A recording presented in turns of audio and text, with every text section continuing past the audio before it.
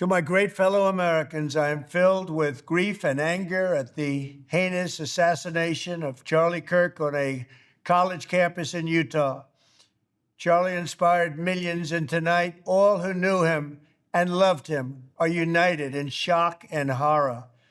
Charlie was a patriot who devoted his life to the cause of open debate and the country that he loved so much, the United States of America.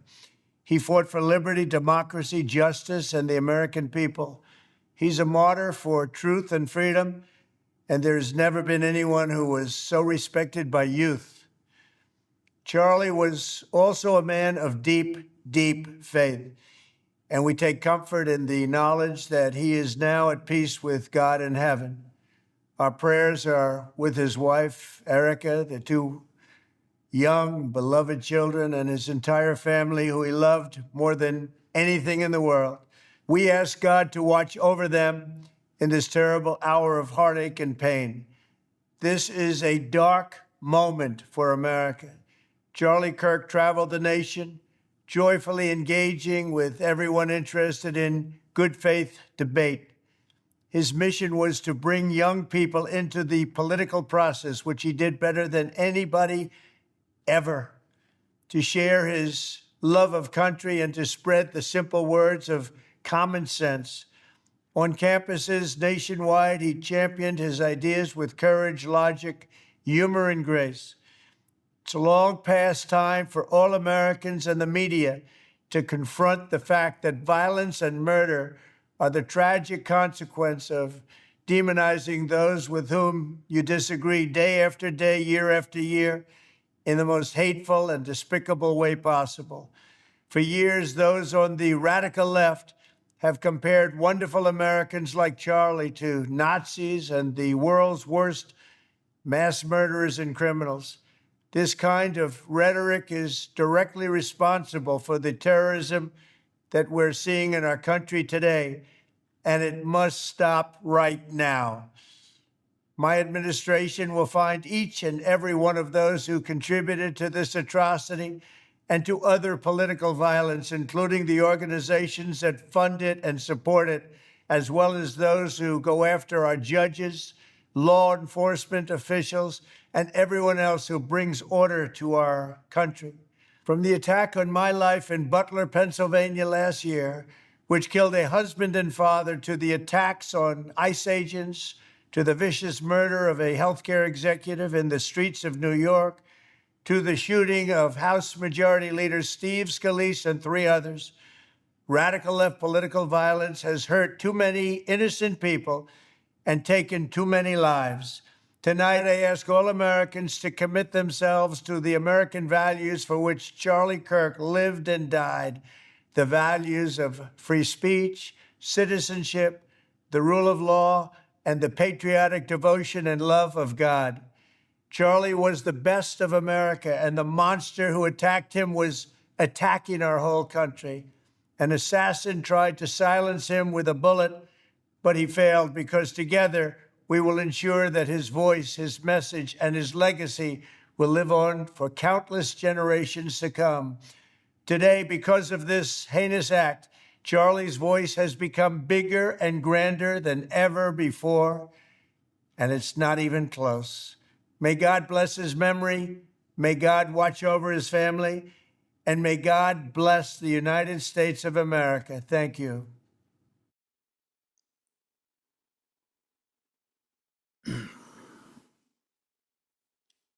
Our Father, who art in heaven, hallowed be thy name.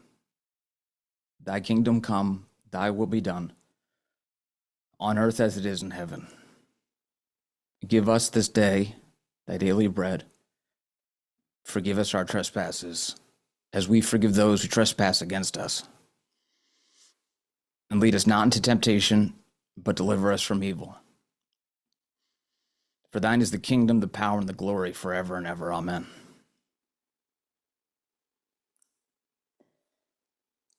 Charlie Kirk was assassinated yesterday at Utah Valley University, We were live on the radio show. We were about to close it out yesterday. And we were going into our final segment, and it was this audience, actually, that alerted me first to the news, which, like you, I was completely staggered by. And we were we had the tragic obligation to bring the first reports of the shooting to the national radio audience yesterday. Many of you have messaged me about finding out about that on the program. And it was when that hour had concluded, all of us were praying, still holding out hope that there was hope for Charlie to survive this and to be with us. In fact, even at this hour, as I'm talking to you now, it does feel,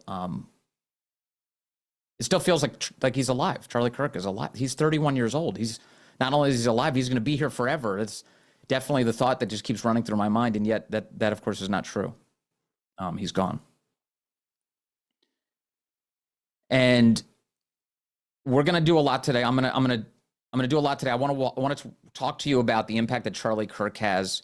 I think in a lot of ways, Charlie Kirk's life had a measurable impact. You could see the size of the crowds that would attend his events. You could see the size of the audience that he spoke to on the internet and on television and wherever he got a chance to communicate his great message. You can see all of that. There are things you can't see, though, just behind the scenes, how much influence he was able to wield on behalf of the rest of us as such a young man, 31 years old, and so impactful, living the kind of life that people twice his age only dreamed that they would have been able to live. He did it in 31 years. So we're going to talk about that today. I want to start this morning, as we start this show, with breaking news. We need to catch Charlie's killer. The assassin needs to be captured. Now, any number of things can change by the time you're hearing this. If you're watching me live, of course, this is just based on what we know at this hour. By the time you hear this on a podcast, perhaps later, hopefully, God willing, the assassin's been taken into custody by authorities, and we can move on towards justice here. But already this morning, the FBI and the Utah Department of Public Safety have just done a briefing. In the wake of the shooting yesterday, they took into custody 2 different people, persons of interest. They questioned them and then subsequently released both of those individuals. But as of this morning, they now claim that they do have clear video footage of the assassin. And I want to take you now to the statement just made moments ago. You're going to hear from the commissioner of Utah's Department of Public Safety. You're also going to hear from the FBI. Here's what they said, again, just moments ago this morning.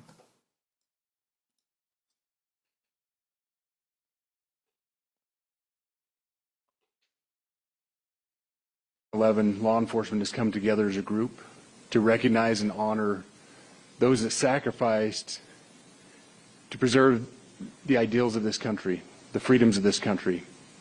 And instead, we find ourselves today hunting a murderer who chose to violate our rights, the rights of an individual within this country. Just to recap yesterday's events, at around 12:20 p.m., political influencer Charlie Kirk was at Utah Valley University participating in a student-sponsored event with Turning Point USA. Charlie was shot at that event. He was transported to a local hospital where he later passed. Last night, his body was moved to the state office of the medical examiner. We will continue to facilitate movements to get him home today and with his family. Yesterday, during the investigative process, we located a couple of persons of interest. We interviewed those individuals, and after releasing them and after clearing them of being suspects, they face scrutiny. They face threats. We asked the public to be patient with the investigative process. These individuals were not suspects. They were people of interest. We ask that you do not impose into those people and that investigative process. They don't deserve that harassment for being subject to that. I'd like to thank all the investigators that are involved in this. They have worked around the clock, all day yesterday, through the night last night. Investigators from the State Bureau of Investigations, from county, from city agencies, the university, our federal partners with the FBI, the ATF, and many others. Those are just a few of the people that we have involved in this. I'd like to thank all of them for their strong work. Through all that work last night, we were able to make a few breakthroughs. Here's the key. We were able to track the movements of the shooter. Starting at 11:52 a.m., the subject arrived on campus, shortly away from campus. We have tracked his movements onto the campus, through the stairwells, up to the roof, across the roof to a shooting location. After the shooting, we were able to track his movements as he moved to the other side of the building, jumped off of the building, and fled off of the campus and into a neighborhood. Our investigators have worked through those neighborhoods, contacting anybody they can with doorbell cameras, witnesses, and have thoroughly worked through those communities, trying to identify any leads. We do have good video footage of this individual. We are not going to release that at this time. We are working through some technologies and some ways to identify this individual. If we are unsuccessful, we will reach out to you as the media and we will push that publicly to help us identify them. But we are confident in our abilities right now, and we would like to move forward in a manner that keeps everyone safe and moves this process appropriately. Okay, let me just pausing on this for a moment. So what you're hearing from the commissioner of the Department of Public Safety in Utah is, yes, they've got clear imagery of the guy, and that comes as a great relief that they've got that. Clearly, their position at the moment is we're going to use our technology to track this guy down. If necessary, we will release the images to the public to get that assistance, but they must feel like they're getting close without public assistance here, and God willing, they do get this guy. That is after we saw very grainy footage. We saw grainy footage of a man at the top of a roof with a clear line of sight down to Charlie inside that amphitheater at the university. But other than that, we just hadn't had any clear images, not at least publicly.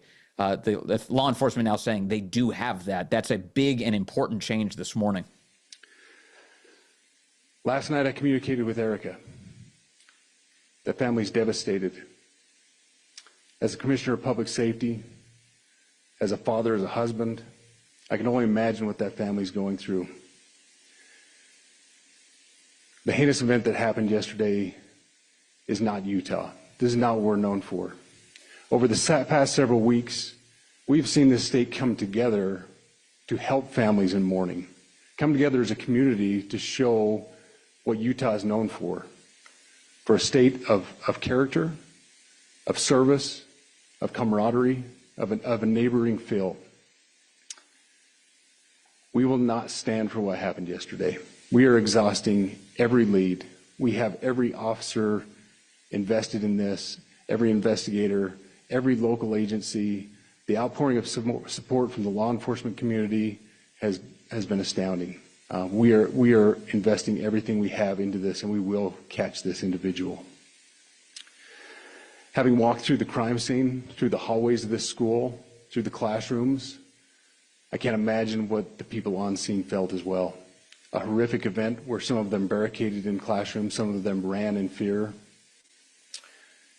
Can't overstate the tragedy and the horrific event that yesterday was, and how we will work to bring to justice the actions of one individual or any other individuals that assisted in that. Our state has gone through a lot, and we will come out successful.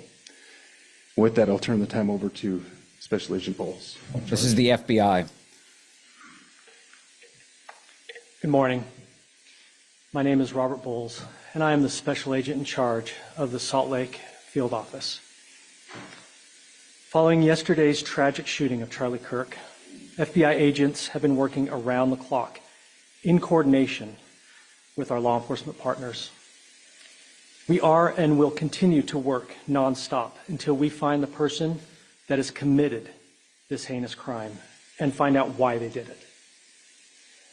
This morning, I can tell you that we have recovered what we believe is the weapon that was used in yesterday's shooting. It is a high-powered bolt-action rifle. That rifle... A high-powered bolt-action rifle. Pay attention to this detail because we do have more information this morning that comes to us by way of Stephen Crowder. I'll share that with you in just a second. Was recovered in a wooded area where the shooter had fled.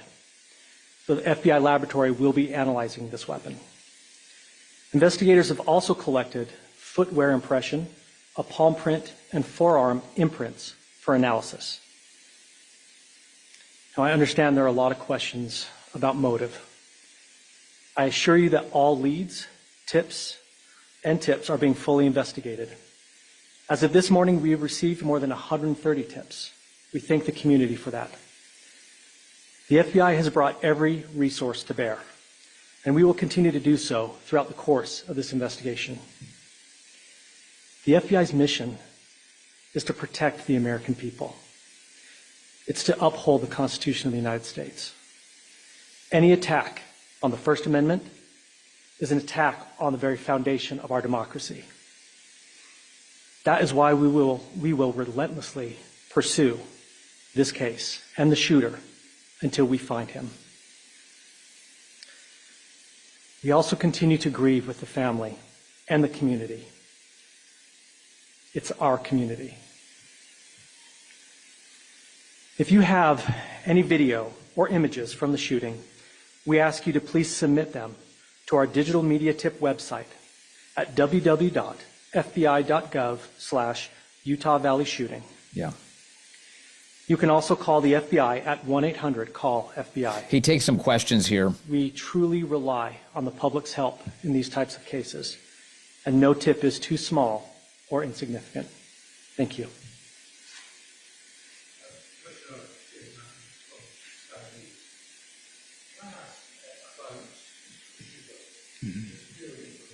A hard to hear question here, but they get into some basic descriptions of the shooter that have not been revealed until now.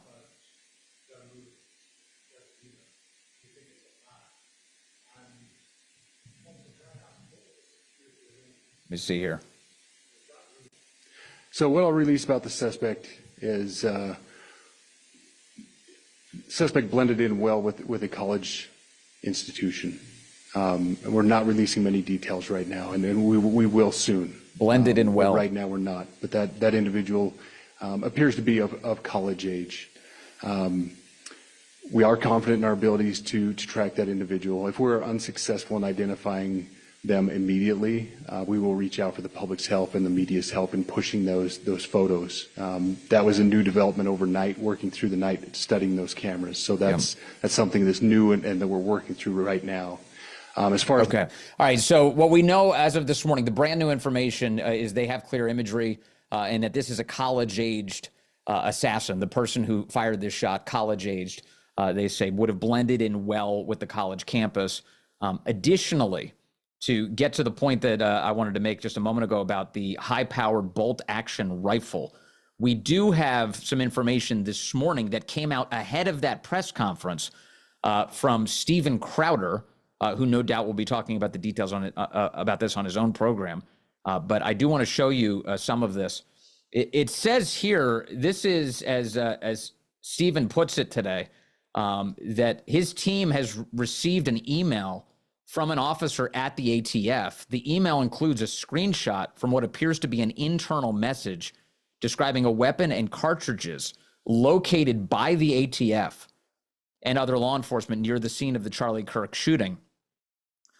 And in it, they describe how the agents responded. The suspect had fired one shot from an elevated position on the rooftop in an adjacent building on the campus. Surveillance video shows the suspect jumping off, fleeing the area on foot. That's all consistent with what you just heard in this press conference from the Department of Public Safety and the FBI. The ATF and other law enforcement located an older model imported Mauser 30-06 caliber bolt-action rifle wrapped in a towel in a wooded area near the campus. Again, consistent with what we just heard. The location of the firearm appears to match the suspect's route of travel. The spent cartridge was still chambered, in addition to 3 unspent rounds at the Top Fed magazine. All of the cartridges, pay attention to this detail, all of the cartridges have engraved wording on them expressing transgender and anti-fascist ideology. Transgender and anti-fascist ideology. We know that Charlie was in the midst of actually answering a question about transgender violence when he was killed. My mind immediately jumped to, what is that a coincidence? The person who asked that question was asking a question about transgender violence, and now we see this? I don't know. I don't know the answer. I won't pretend to know. I'll relay to you that I have all of the same sort of rapid action emotions and responses to this, and trying to piece all of this together from the distance that I'm sitting at all the way across the country. I desperately want answers here as to what the hell happened. But this ATF report says that all the cartridges had engraved wording on them expressing transgender and anti-fascist ideology. An emergency trace has been submitted, and the ATF SLC, I believe that would be Salt Lake City, is working leads generated by the trace. The firearm and ammunition have been taken by the FBI for DNA analysis and fingerprint impressions.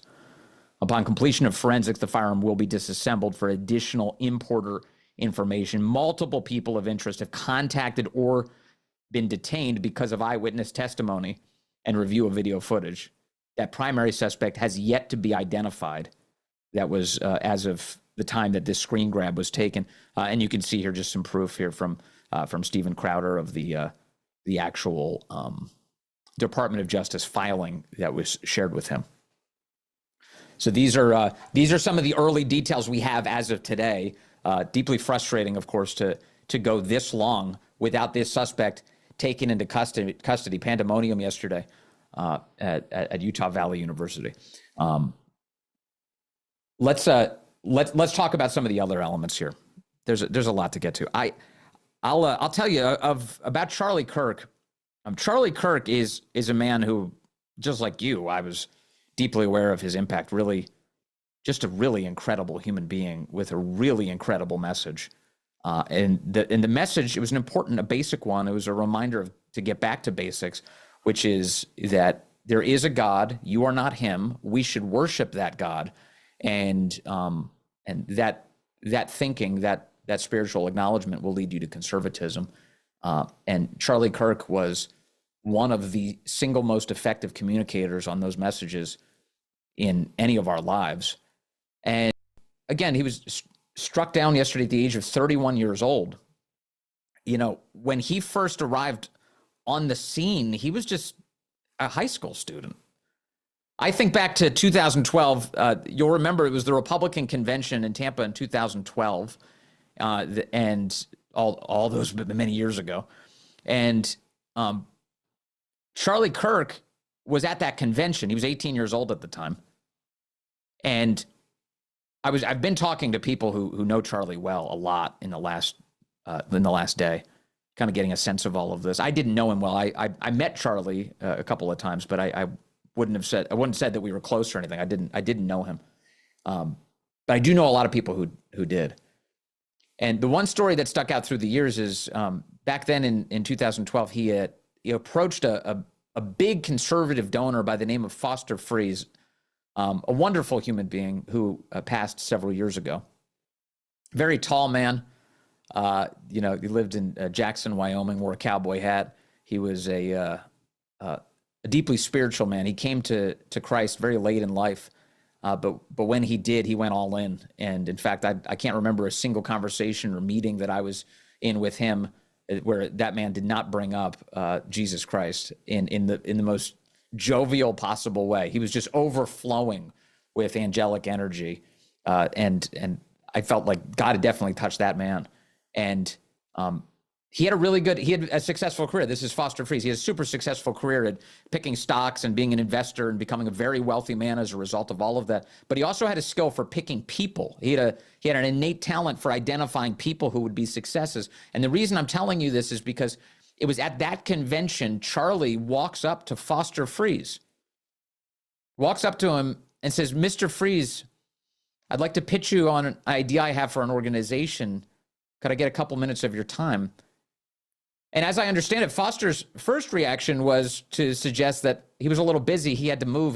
He wouldn't be able to do it right now. And maybe he could get in touch with one of Foster's assistants. And Charlie insisted. He said, no, it's just going to take 2 minutes. And Foster, being a generous and a very good man, said, okay, sure, 2 minutes. So Foster gave him those 2 minutes. Over the course of the next 2 minutes, Charlie had successfully convinced Foster Friess that Turning Point should be a real thing that will change the country. That conservatives can reach young people and can win them over. That conservatives can create a movement of young people that will forever improve the future of our country. Charlie, in the course of 2 minutes, used the blessings that God had given him, even at an early age, just the age of 18 years old, to convince one of the wealthiest and certainly most powerful people on the right at the time to support his cause. And Foster did. Right on the spot, Foster cut him a check for 6 figures to start this organization, and then would, of course, support it with utter enthusiasm in the years that ensued, watching Charlie's many successes. That was back in 2012. And 2012 was a wild year for the right. Obviously, it was the Mitt Romney candidacy. But it was also the year that we lost Andrew Breitbart. Andrew Breitbart had died earlier that year, and that created shockwaves on the right. It reminds me a lot of actually of what we're all experiencing today as we say this too soon goodbye to Charlie Kirk. Breitbart passed, and the right was completely stunned by it. So many people who we now know and love, or who are all big voices on the right, were impacted by Andrew Breitbart. He had created a universe of people who would go on to do all sorts of good things for the country. And then that's the same year that Charlie Kirk's political career, his influential career, began. And I remember thinking back, I was with the Daily Caller since 2010, so I've been in conservative media for a while now, and long enough to have observed Charlie Kirk on the rise. And I remember thinking, and on first blush, when I was aware of what he was standing up and doing, and I hate myself for thinking this, but I was worried. I was like, gosh, I hope he's just not one of these guys who's. There's all sorts of people in politics who just basically take money and pretend like they're going to do something with it, and then don't do anything but enrich themselves. They come along, a kid comes along and says, hey, older conservatives, I can get the youth to support the conservatives. And then they start raising money, and you're like, man, you're just taking advantage of old people who are hopeful about the future, and they're believing you, and they're wrong to believe you. I was wrong. Whatever concern I had about that was allayed very quickly, because you discovered very quickly that Charlie Kirk had one of the most unique generational talents for both communication and organization that anyone has ever been given by the Lord above. And Charlie built a behemoth. We see the public side of it. We see the public side, all the social media videos, all of the college visits, all of the massive events that he put together. You see the public side of it. Behind the scenes, though, Charlie was our spokesman. Charlie was the guy who was able to get into the room with the people who made the decisions to represent the rest of us. He was the one who was reminding people what this is all about, that we're here for Americans. We have to see to their needs. He was the one who was forcing them. I can't tell you how many politicians I've seen in the last 24 hours that he would go to and he would tell them, okay, good. Now what? What are you going to do next? How are you going to win this race? Where are you going to concentrate your time? How are we going to get these votes? J.D. Vance, the vice president of the United States, reflecting on his friendship with Charlie Kirk in the last 24 hours, posting to social media, saying that they became friends. And J.D. Vance, of course, is so thankful for that. And Charlie said, you take care of Wisconsin. I've got Arizona. It's pretty big for a guy just turning 30, 31 years old, to be able to help the president and the vice president of the United States win an entire state and return to the White House. But that's the kind of influence that Charlie Kirk had. Charlie Kirk maintained close friendships with some of the biggest names and people that you and I are aware of, including people who really disagree with each other from time to time. Charlie Kirk was the bridge between so many of the factions of the right that exist today. He was the bridge, actually. He maintained a very close relationship with Don Jr., who we've heard, of course, loved Charlie like a little brother, adored him, in his words, little brother. He was very close to J.D. Vance, as I said. The two had a very good friendship. He's very close to Tucker Carlson. Very close. Tucker and him were great friends. And by the way, it wasn't always that way. There's a time period you can find years ago where Tucker went on a debate stage with Charlie and the two of them squared off, and it was wild to watch. But what it was dialogue. It was dialogue. And you could see over the years the influence that they had on each other, and certainly that Tucker had on Charlie, and that Socratic impulse that Tucker became famous for, which is to simply just ask the core questions. How is this good for the country?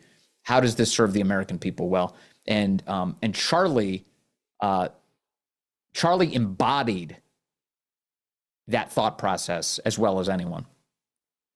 Also, speaking of Tucker, I mean, it's no secret that Tucker and Mark Levin have been at war with each other. Well, at war, meaning they've just been fighting with each other publicly. Charlie is the bridge between those worlds. Both men love Charlie Kirk. Both men are so sad that he's gone. Alex Jones expressing his condolences and outrage now about what happened to Charlie Kirk. Just all of these, this whole universe of people all coming together around this one man who brought us all together. I saw Matt Walsh say in the last 12 hours that it's time for the infighting to stop on the right. We have a mission. We have a mission to move forward together. The left has elements that want to kill us. There is no question about this. I mean, how could anyone question it? You just saw it happen yesterday. The left has elements that want to murder their political opponents. It's because they're incapable of engaging in the dialogue that Charlie Kirk represented. Charlie Kirk was a guy who just said, hey, let's have a conversation. The people who would pick up a rifle to kill him are the weak-minded lefties who've been inflamed to take out the people who want to have that dialogue. I use weak-minded very intentionally because, one, it's true. It's absolutely true. Another thing to remember about all of this is it's not the first time we've seen this in American history. Remember, these things happen. If you know history, you can detect the elements here. And there's a chaos that the United States has experienced before, certainly in the middle of the last century. But I want to take you back a little over a century ago and remind you of the words of Teddy Roosevelt.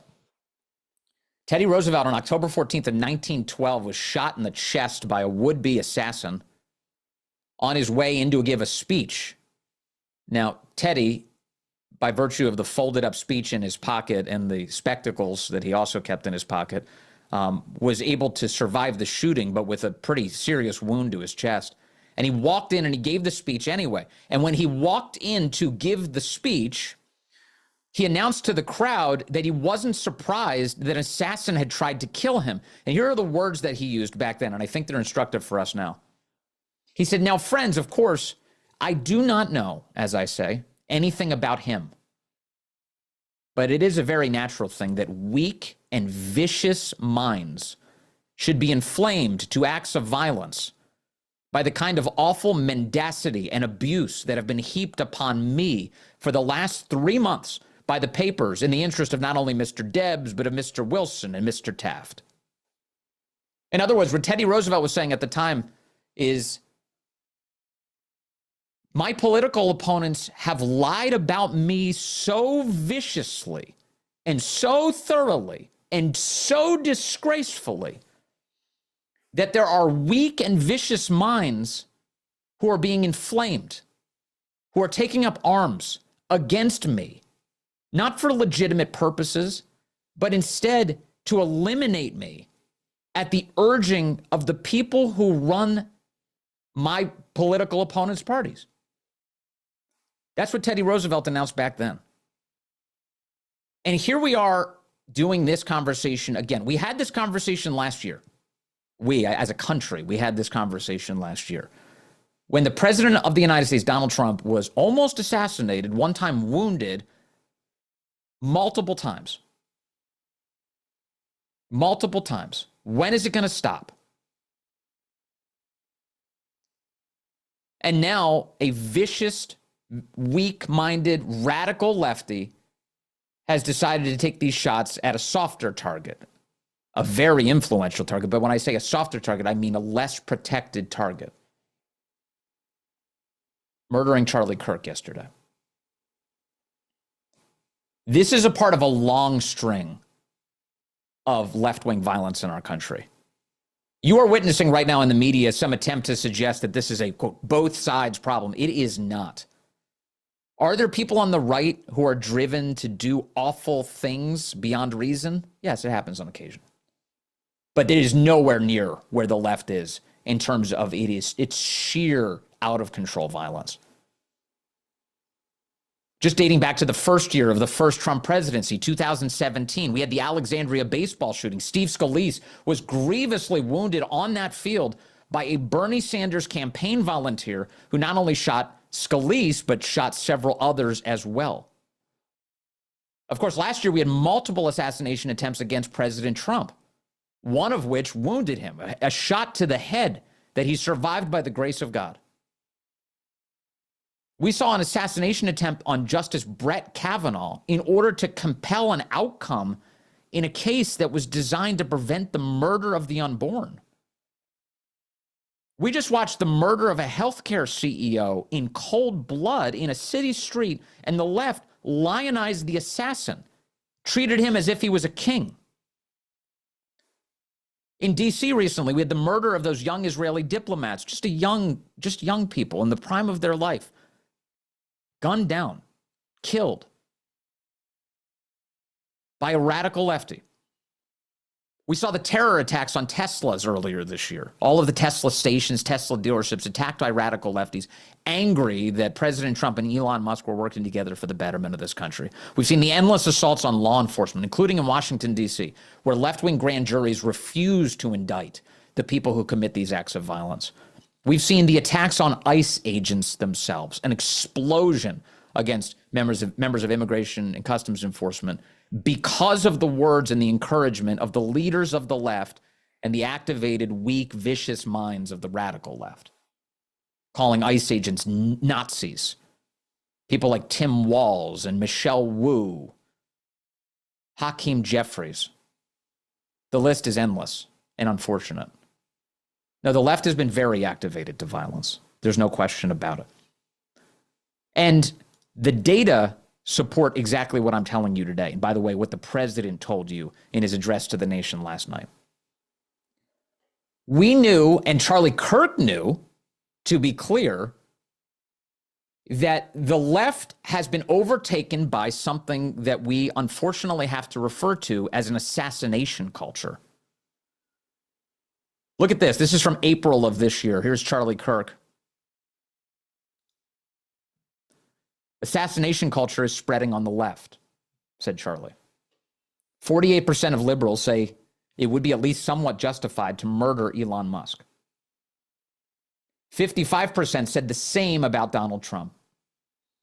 In California, activists were naming ballot measures after Luigi Mangione. The left is being whipped into a violent frenzy. Any setback, whether losing an election or losing a court case, justifies a maximally violent response for the left. This is the natural outgrowth of left-wing protest culture tolerating violence and mayhem for years on end. The cowardice of local prosecutors and school officials have turned the left into a ticking time bomb. Charlie knew what was going on. Charlie is now a victim of that assassination culture on the left. And those numbers that Charlie was reciting, those came to us from something called the Network Contagion Research Institute. And of course, he was right about that. 55% of so-called left-of-center people said that they could at least somewhat justify the murder of President Trump. 48% of left-of-center, you heard what I said, left-of-center people who consider themselves somehow moderate, take these radical extremist positions on the American left. This is a massive cultural cancer on the American left. It's huge. It's not a small thing. It's not a concentrated number of radicals. It is a massive contagion. That wasn't the only survey that found that. Scott Rasmussen found in September of last year the following shocking data. 17% of people in the United States said that we'd be better off. America would be better off if Trump had been killed. If Trump had been killed, 28% of Democrats say that America would have been better off if Trump had been assassinated. Another 24% were not sure. Fewer than half of Democrats could bring themselves to say that America would not be better off if the opposing party's candidate for president had been assassinated. These numbers really lay out in vicious and unfortunate detail just how crazed the left has become, how disinterested in dialogue they've become. And I've got one more piece of evidence on the data side that shows this, and I've shared this from time to time. This comes to us back in 2022. The Southern Poverty Law Center, and I highlighted it at the time, a poll done by the left-wing and out-of-control Southern Poverty Law Center, who, by the way, has inspired violence against people like Charlie Kirk on a routine basis. They were the source of inspiration for the attack on the Family Research Council years ago. The Southern Poverty Law Center found in their own survey that nearly half of young male Democrats approve of assassinating a politician who is harming our country or democracy. So I'm sorry, when I see tweets from Barack Obama, when I see tweets from Joe Biden and Bill Clinton and Hakeem Jeffries and Chuck Schumer and Gavin Newsom saying things like, violence is not the answer. Violence has no place in our democracy, as Obama said overnight. Here he is, 5:26 p.m. yesterday. Despicable violence has no place in our democracy, said Obama. I'm sorry. I don't believe you. You knew what you were breathing life into. We've seen it growing for a very long time. It is not enough for any one of these Democrats. All of those high-profile Democrats, the list I just read off to you, all of them saying that violence is not the answer overnight, all of them rushing to suggest that there's no way they had anything to do with this. No, we could not have inspired any of this. It's not enough for you to say political violence is not acceptable. If there is decency anywhere to be found, and I'm addressing now the American left, you have to pull yourself out of this dissent. You have to recognize the humanity of Donald J. Trump. You have to recognize the humanity of Charlie Kirk. You have to recognize the humanity of the people that you share a country with. The dehumanizing has to stop. And you need to get control of your own house. This is not a message for everybody.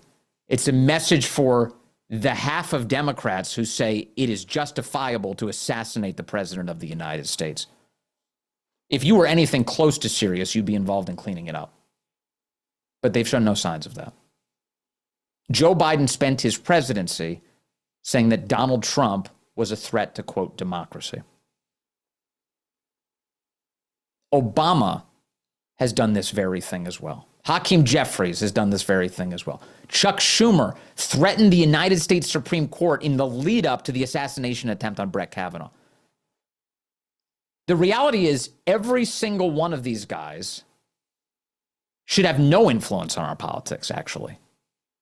should not be engaged in this at all. And let me extend this critique to the media. Again, in the last 24 hours, the media have demonstrated the same kind of poisonous instincts that they have every time something like this happens. We've got attacks on Charlie Kirk in the wake of his assassination. They're calling him a right-wing extremist, far right, on and on and on, designed to, of course, prejudice the audience into believing that he deserved his fate, that it was his fault that he was shot.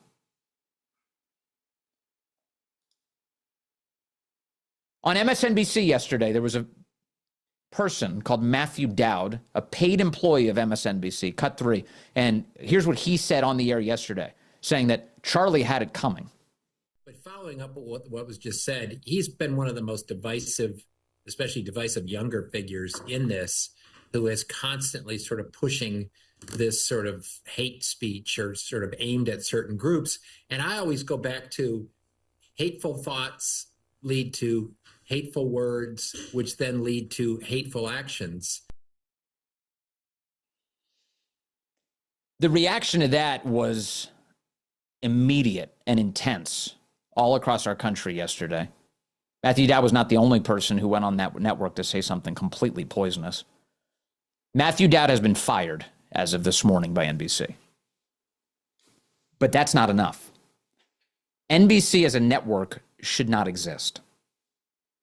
These networks have squandered whatever credibility they ever established in the past, if at all. And they should be sued into oblivion. These are not news channels. These are propagandists who've made our country more dangerous, who've used their perches to pit Americans against one another. They shouldn't exist. Remember, Fox News had to pay like $1 bajillion, like an epic settlement in a case about questioning the results of the 2020 election. And yet you have entire cable networks where they dignify the assassination of attempts on Donald Trump or people like Charlie Kirk, and there are no consequences for the entirety of the network. That's insane to me. And in a moment, the fellows tell me I've got some news to share with you, so we'll do that in a second. But let me just finish on a point here, and this is about Charlie. Charlie called all of us to our better angels. I get it. It's this is also infuriating. And if you are a gun owner, be well trained on your weapon, protect your family, defend yourself. That's all very important. We have no idea what the future holds. But I do know what we can control, and that's ourselves. Charlie Kirk has called all of us to appeal to our better angels, to engage in dialogue, to believe in this country, and to believe confidently in its future. It would be an utter tragedy for us to reject the mission that he's given the rest of us. It would be an utter tragedy to let the bastards win. The kind of person who would open fire on Charlie Kirk in the hope of creating the kind of chaos that brings this country down. Don't give those assholes what they want. Look after your country, speak up, be better in every single way that you detect that you're not good enough yet. Do it. Charlie did. Charlie spent every waking hour pursuing excellence. I don't even know how he accomplished all of the things he accomplished in his young life. He's already inspiring me to tap into every last second and every last resource I can to be better. And I intend to do that, to honor Charlie and to be inspired by Charlie, which I am. We've got more in a moment. But first, Justin, you say we've got some breaking news from the president now? Before we begin, let me express the horror and grief so many Americans at the heinous assassination of Charlie Kirk have felt. Charlie was a giant of his generation, a champion of liberty, and an inspiration to millions and millions of people. Our prayers are with his wonderful wife, Eric, and his beautiful children. Fantastic people they are. We miss him greatly, yet I have no doubt that Charlie's voice and the courage he put into the hearts of countless people, especially young people, will live on. I'm pleased to announce that I will soon be awarding Charlie Kirk posthumously the Presidential Medal of Freedom. The date of the ceremony will be announced, and I can only guarantee you one thing, that we will have a very big crowd. Very, very big.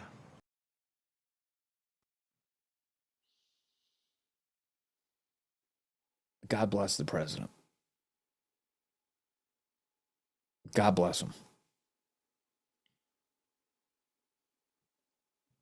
Yeah. What a world in which we live. It was the president of the United States who told most of us yesterday, actually, the tragic news. You could tell the president knew already. It was just a matter of time before he would make the announcement about Charlie's death. You could tell just ahead of it. The reason I know that is because there's a reporter for the New York Post by the name of Diana Nerozzi. She used to be my White House correspondent. She was her maiden name, Diana Glebova, and she tweeted this out yesterday at 4:19 p.m. This was ahead of the president making the announcement on Truth Social. She said she asked the president, "How is Charlie Kirk doing?" He said he's not doing well. It looks very bad. And then she asked him how he was feeling, the president, that is, and the president responded, "Not good. He was a very, very good friend of mine. And he was a tremendous person." You could tell that the president was on the verge of making the announcement that he did moments later, that he knew that Charlie Kirk had passed.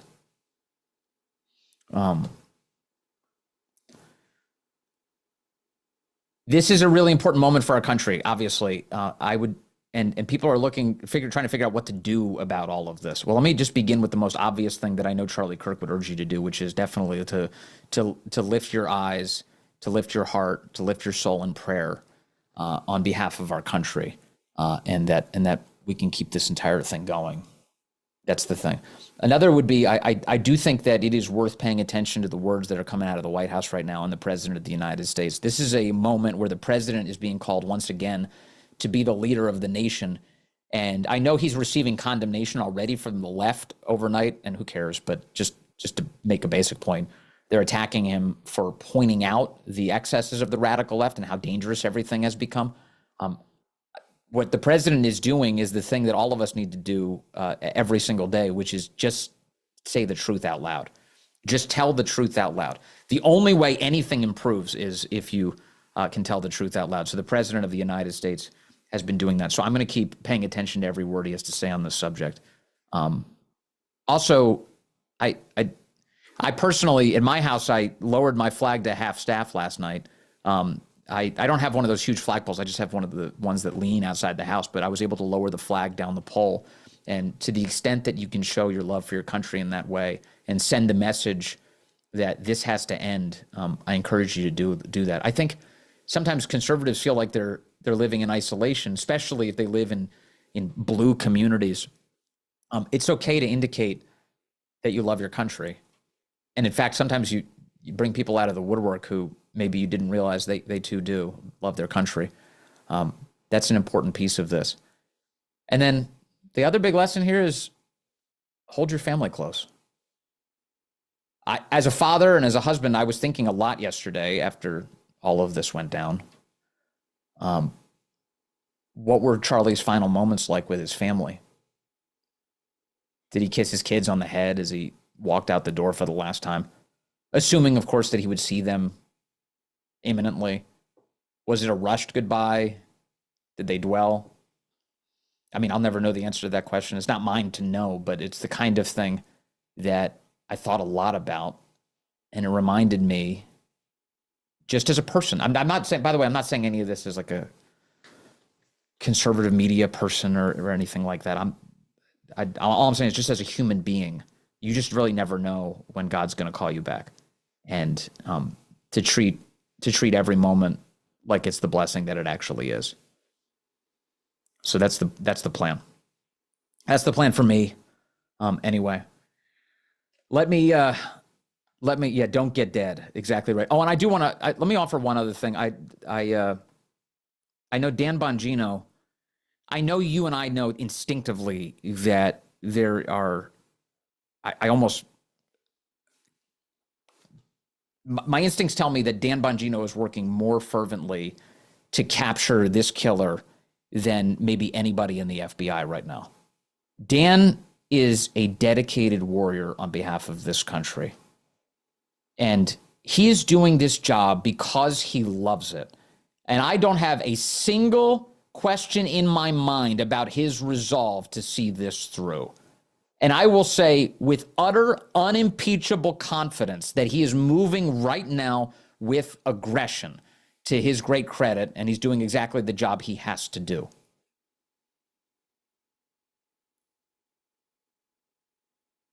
And I did send him a message this morning.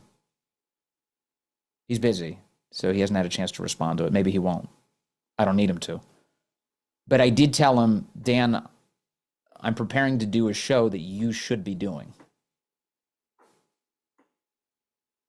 Because I want to see what Dan Bongino has to say on this subject.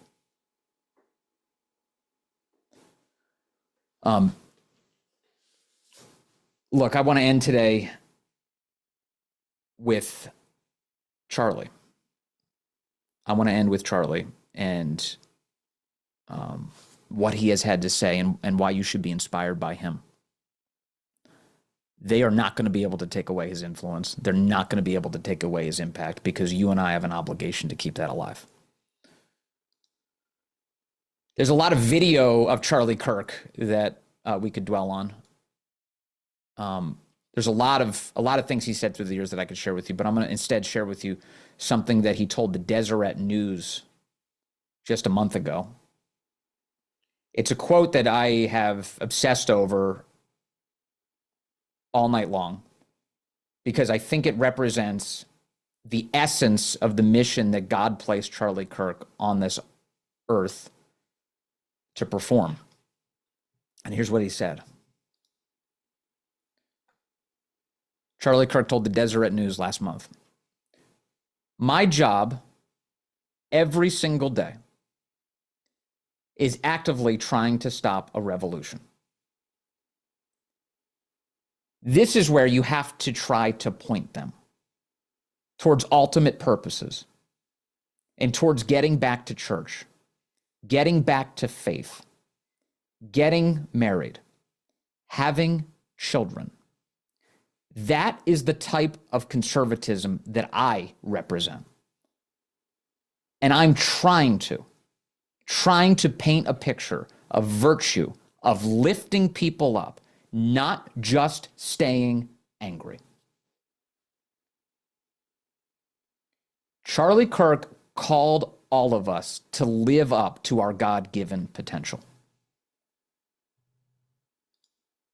Charlie Kirk is asking you and he's asking me to be the absolute best versions of ourselves. God didn't give you the talents and blessings that he gave you for you just to let them waste away.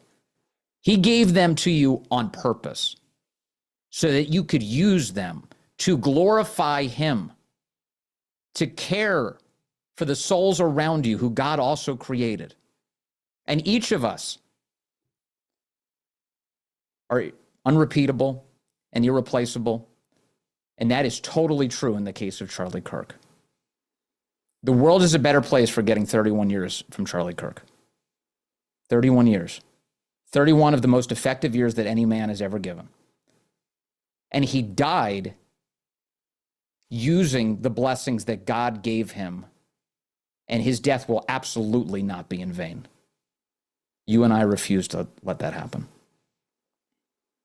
God bless you, and God bless Charlie Kirk.